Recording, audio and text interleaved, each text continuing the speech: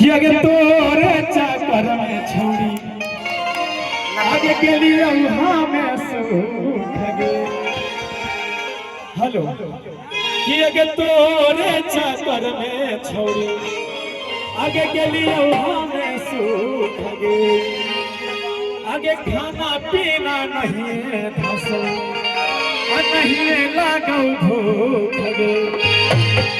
वो लेके कहते हैं कैसे भैया आगे तोरे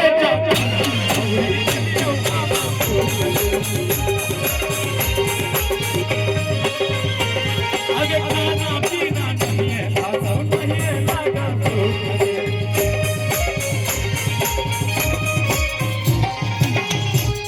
आगे हमरा बनाई रे लगलो छौरी सब तू करती गे।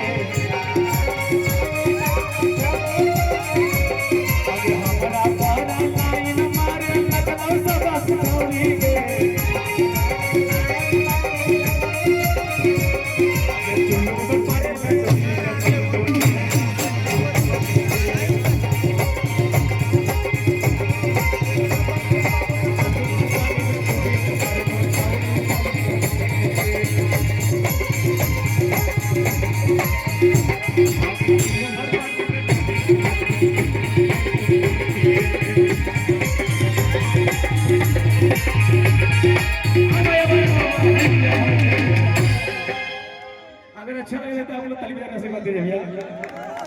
हम तो यही दूर के नहीं है, घर अलीगंज जी, हम भी जमुई जिला के।